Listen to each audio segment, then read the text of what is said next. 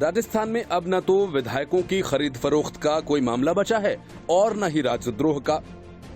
अशोक गहलोत ने एसओजी की तरफ से दर्ज किए गए तीनों एफआईआर वापस ले लिए। मतलब ये कि सब गहलोत की सोची समझी सियासी चाल थी, जिसके सहारे उन्होंने पहले सचिन पायलट को निपटाया और फिर बीजेपी को बदनाम किया। यहां तक कि अमित शाह तक पर गहलोत ने आरोप लगा दिए थे। ये वही अशोक गहलोत हैं जो विधायकों का बाजार भाव अक्सर बताया करते थे, लेकिन ऐसा कुछ था नहीं।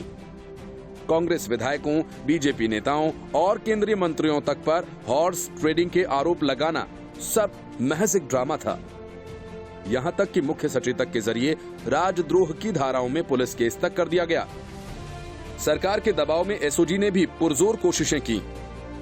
विधायकों की धरपकड़ उनके वॉइस सैंपल के लिए हरियाणा तक पहुंची, लेकिन आखिर 28 दिन बाद राजद्रोह के इस केस की हवा फुस हो गई। एसओजी ने 28 दिन बाद मामला खत्म करते हुए एफआईआर लगा दी। अब न राजद्रोह का केस रहा, न एसओजी की जांच।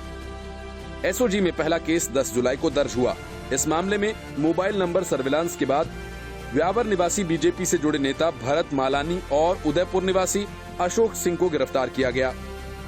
इसी केस में पायलट गुट के विधायकों समेत 16 को नोटिस जारी करते हुए इसके जरिए सरकार ने बागी विधायकों पर शिकंजा कसने की कोशिश की और बीजेपी पर भी साजिश के आरोप लगाते हुए कानूनी कार्रवाई का दबाव बनाया। 17 जुलाई को एसओजी सरकार के मुख्य सचेतक महेश जोशी की शिकायत पर एफआईआर दर्ज की थी। इसमें विधायकों को प्रलोभन देकर सरकार को गिराने की साजिश रचना बताया गया। महेश जोशी ने पेन ड्राइव में भंवरलाल शर्मा, संजय जैन और गजेंद्र सिंह की बातचीत की रिकॉर्डिंग भी दी थी। इसके बाद एसओजी ने आईपीसी 124A और 120B में गजेंद्र सिंह और संजय जैन के खिलाफ राजद्रोह का मामला दर्ज किया। एसओजी के एडीजी अशोक राठौर ने इस मामले में कहा कि जब कोई फरियादी आता है तो सबसे पहले कानूनन उसकी एफआईआर दर्ज होती है। फरियादी के आरोप सही हैं या मामला सही है या गलत, इसका पता तो अनुसंधान के बाद ही चल पाता है।